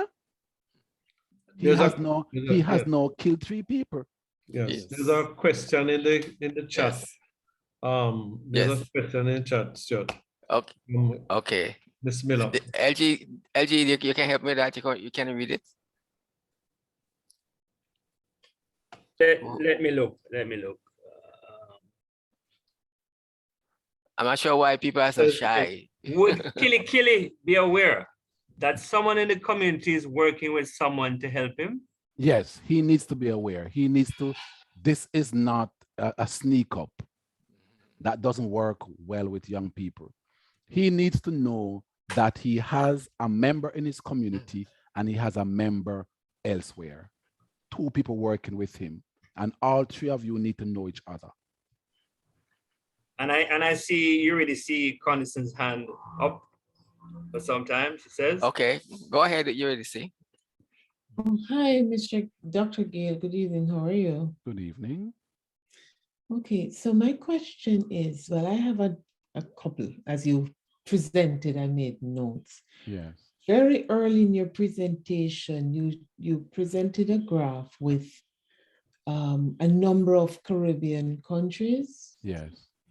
And to include South Africa. Mm-hmm. Have you looked at the relationship among and between these countries? What it is that brought them to the level of violence or drove them to the level of violence that the countries have experienced? Is there a relationship among and between the countries? Yes, they were colonized. Oh, that was a common factor. Okay. They are the new And world. then not only that were they colonized, was it that there was any continued thing that caused them to experience this level of violence in this modern time? Yes, the colonization hasn't ended. Okay. So my the governments have not made the transition. The colonizers used violence. Yes. The police used violence. Did you know that the Britons ended paramilitary policing in August 1829? 1829. And we today depend on it for our lives. You cannot approach the next election unless a few people get some good licks. It's crazy. Also, just let me get my two questions in before, before I have to go. Yes. So also you referred to, you keep making reference to slavery. Yes. And that basically what we're experiencing is the remnants of slavery. Yes, there's actually a book on this. It's called a Post-Slavery Trauma. Yes, I'm aware of it. I haven't read it as yet. However, is it that because there is some, I want to say story, history, or idea that many of the slaves that came to Jamaica were the extremely rebellious. So they had pent-up violence. Like they would not conform. They were not easily broken. So they were sent to the island, kind of like banishment as a punishment to go conform, go do your bad over there. Yeah. And also, what did Belize do to turn things around, and how long did it take? Well, they listened to me. I sat with the Rotary Club. Yes, a service club changed Belize. I sat with the Rotary Club in a meeting with John Woods, who was the CEO of the Colby prison. The prison in Belize is privatized. And I said to him, you have all these young people here in prison, right? And they are gang leaders. I would like to sit down with them. I would like to be locked in the cell with them. I'd like to eat the chicken and stuff with them and sit down and work with them. I will come in the mornings. I will leave in the evenings because I didn't commit any crime, so I have to leave. And I will work with them, right? And we will hammer out a treaty. And that's where we started. And then they did an audit. They did a violence audit for $100,000 US. And we mapped out the entire country, the 360,000 people. So I think it's 380,000 now. We mapped out that country and we said, you need to do these things. And Dean Barrow did a few of them. Can you imagine? He didn't do all. He did a few of them. I remember in 2012, the young men came together, Crips and Blood, the gangs came together and were about to bomb the carnival. I was in Trinidad. I was flown from Trinidad to Belize to have a treaty again with the young people to say, here are the things we're going to do. Prime Minister, you have to make these promises here and now. The gangs sent their executives to the meeting and we had a meeting, a closed house meeting, and we made changes in Belize. I haven't seen the Jamaican government, whether they're laborites or comrades, get to the point where they have that level of readiness. And that's one of the central crises here. And how long was the time for the turnaround from extreme violence to now where it's kind of 2008, they dipped during COVID last year below 30, below the threshold. So I went there in 2008 so it's about 12 years. I thank you. Mm-hmm. Mario McDonald. Mario McDonald, yes. Mario. Good night. Yes, good night, everyone. Good night, yes. Kiwanis Club, I will tell you, tremendous thank you for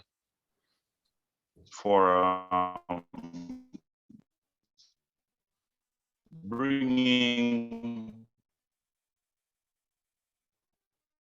Dr. GAYLE on this very insightful program. Young research under the mentorship of Professor Barshavan, who was also my mentor. Fathers Inc. has done Mario. such a tremendous. I just recognize you. Yes, yes. Yes. Big up yourself, Herbert, bro. I've been Yes, trying to man. touch base with you and I'm gonna put my number. Yeah, I want to get your number back. But I was responsible for doing a lot of the visual communications merging techniques from and communication idioms from the dancehall perspective, being one of the founders of Sting, and most of what I've done in the inner city in terms of interacting with boys and things. And Dr. GAYLE has been tremendously brilliant from maybe from the 90s, I think maybe about 95 or so. When is it that you started Fathers Inc. again? It was about 97 or before? 92. Exactly. 91. 91. We started in 91. Yeah, I joined in 93. Yes, I think I joined about a little about the same time, or maybe like a year or so before, because I was doing a lot of the graphics and things for it, right, for Professor Barshavan, my dear friend, our dear friend. But what I'm saying is that your work needs to be taken seriously. We've got to develop a national mind towards it. I'm now a Kiwanian, and I am so proud of the work, you know, the surgical work, and I'm going to use the word surgical to describe the work that the Kiwanis Club of Jamaica does, from just the club to the foundation. I think we can help you in all little ways, and I like to say little because every intervention you talk about is extremely costly. But one of the things that we could do are some of the social intervention on the volunteerism side. And I'm from the Kiwanis Club of downtown Kingston.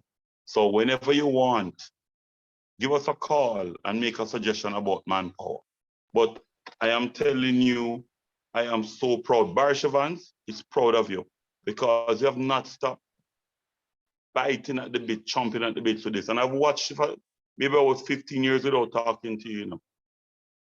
A friend of mine said recently, why don't I try to contact you? I told him I called you once, but you didn't take my call. But I know you didn't know it was me, right? But I'd love to exchange numbers tonight and get that back together. But your work is incredible. I would want to just clap you on my own, but I'm holding the phone with the other hand. I believe some of the work that we have done with social intervention in Montego Bay, Farmites, Roseites, these places can be revisited on flankers, especially when Barry was teaming up, was directing your interest in Fathers Inc. over there in Montego Bay in about, I think it's about 2005. You know, it was really, really a special time in my life to see that we could use university science, dancehall music, artists, the will and the desire of living to see a tomorrow, and the hope of going to a Sumfest as a kind of an apple. Then they didn't have scammers being able to afford it. So we were able to take them in groups to Sumfest in the evening. It was incredible.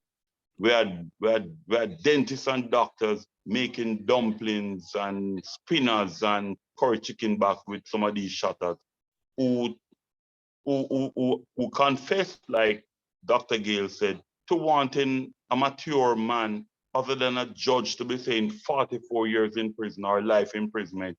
Talk with them on even once for the year.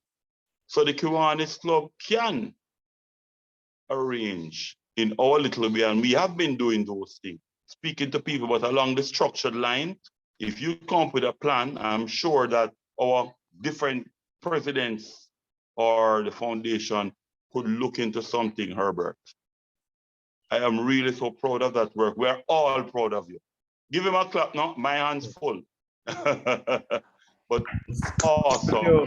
Dr. Dumara, please, Stuart, I think we have time for one more question and then we'll move to the vote of thanks. Okay, is there one in the chat? Is there one? I don't see a hand up. Okay, all right. So we could move to the vote of thanks then? Yes. Okay. It's over to PDT Ralston Nunes. Right. Yes. Thank you, President. Are you hearing me? Yes, we're hearing you. Well, strength 3. Yeah, you're not so loud. Okay. Interesting. Very, very interesting.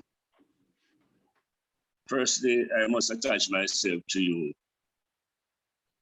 Dr. GAYLE, since I was born in Westmoreland also. Although you're born in Savlamar, you lived in Savlamar, I was in the Interland, Bethelto.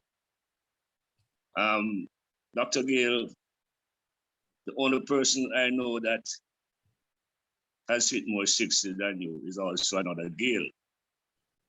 And tonight you have gotten closer to him, having registered a number of sixes in your presentation here this evening. Very, very educational and revealing. Ontological security, sense of worth. That is my take. For those of us who have followed your many dissertations, particularly on behavior and what influences it, gender-based violence, why we should not pressure boys to behave like girls. Tonight was clearly a continuation of that learning process. You have touched some very concerning topics that impacts either directly or indirectly. And the fact that some may term you controversial is expected and is a result of you always speaking your truth. And sometimes you get battered from both sides on the very same subject, such as the time you noted that only a small percentage of men are able to communicate on the same level and to the same degree as women. And some men were very offended. And so you explained that women talk 3 1/8 times more than men. And you were hounded by women for implying that they chat too much. You know, but tonight you took us to school. You opened the innings and you played throughout and you scored handsomely. And so you have to bat again in the second innings. On behalf of the Kiwanis Club of Kingston, all our colleagues gathered here from the other clubs, our visiting friends, we wish to offer you our sincere thanks for all that you have been able to squeeze into your busy schedule. And I want to let you know that the best place to unwind and chill on a Tuesday evening is right here. And you, Dr. GAYLE, you're welcome anytime.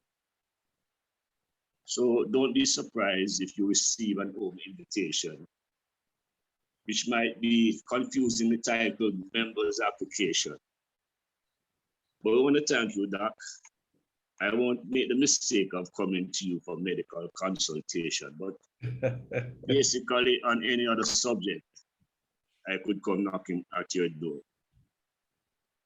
To show our appreciation for what you have brought to us today, we would want to offer you a certificate of appreciation, which you might find some difficulty to find some space on your wall to display.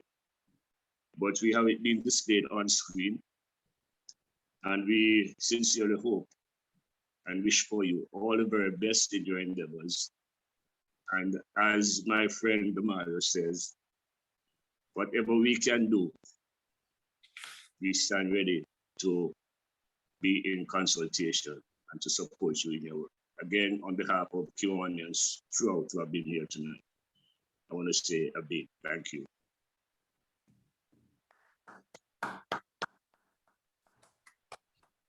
With me, and yes, Mario, I saw the number, and my number, everyone, is 379-0459. If you can't get me, send me a text. I do not use WhatsApp. No violence expert uses WhatsApp. Okay. I know all the people who work in violence. I've never seen any of them use WhatsApp. So please understand, it's not that we're bad people. It's just because it's just a principle of security that we don't use WhatsApp. Okay, but you can text me. Again, the number is 379-0459. I may not respond immediately, but I will try. All right. And I try and get this certificate to you. I'll make contact afterwards, Dr. GAYLE. No problem.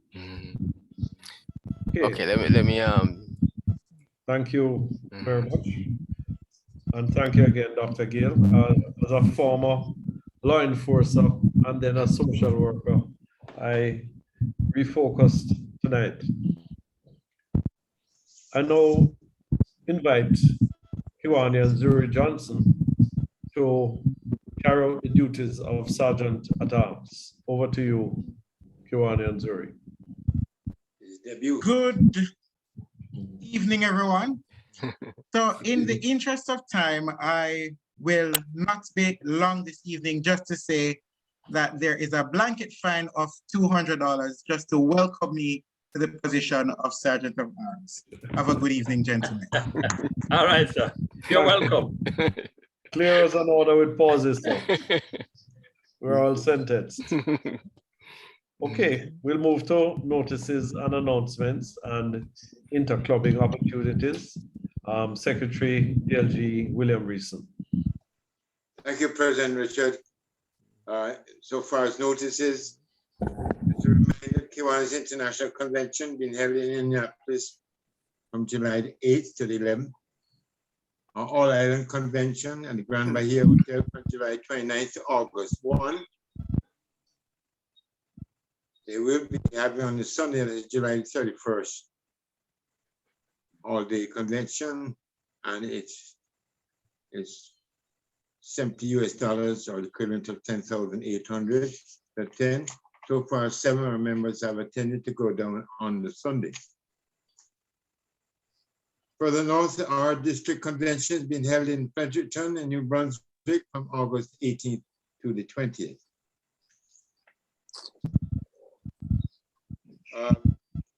Our Labor Day project is being planned for on Labor Day. It will be a cleanup at the Secretariat. More details will follow tomorrow from our Community Service Committee. In terms of interclubbing opportunity, we have 2 invitations. Tomorrow evening at 7 o'clock, Kiwanis Club of West St. Andrew, where our own Lieutenant Governor Rosie will be the guest speaker. And next week on Tuesday, May 24th, the Kiwanis Club of Portmore inviting us to their 49th anniversary, where the guest speaker will be Dr. Andrew Wheatley, and that starts at 7 o'clock. Thank you, President Richard. That was the announcement for this evening. Yes, thank you, Willie. And I'd also mention that our annual Barbie Fry will be on June 24th. It's a Friday, and more information will be provided and tickets will be on sale shortly. We look forward to everyone's support so that we can reach those in need. We now have the thought for the week. Yes, go ahead. May I just bring, if it's an opportune time to mention our bingo. Yes. The 29th, that's a Sunday 29th. Tickets are $500. Details will be sent out in the WhatsApp group tomorrow, as well as by email. And it's a virtual bingo, yes. Virtual bingo, correct. And it's in association with Kiwanis Club of Cyber Connect. Cyber Connect. Okay, thank you. I now invite DP Stewart for the thought of the week before termination. Thank you, President. Well, DP Richard, there's that same sound that I was getting from, and Marcel said it was his, but I don't think his mic is open now. But it's a fan or something. Okay, thank you very much. I have 2 thoughts for the week. My first one is, anyone who can make you believe absurdities can make you commit atrocities. And that's a quote from Voltaire. And my other one is, if you want to increase your success rate, double your failure rate. And those are my 2 thoughts, President DP Richard. Yes, thank you very much. And I thank everyone who participated on this platform and came out in full force to hear an excellent presentation. And I ask everyone to raise their glasses and drink a toast to Kiwanis International, Jamaica, land we love. Jamaica, land we love. This meeting of the Kiwanis Club of Kingston is hereby terminated. And we ask those who would wish to remain with us. We usually have a musical selection. There's one. Can you cut the recording for me? Okay. Yes. Please. Yeah. Okay. Thank you. I think Dr. GAYLE may have left us, but there was a song I was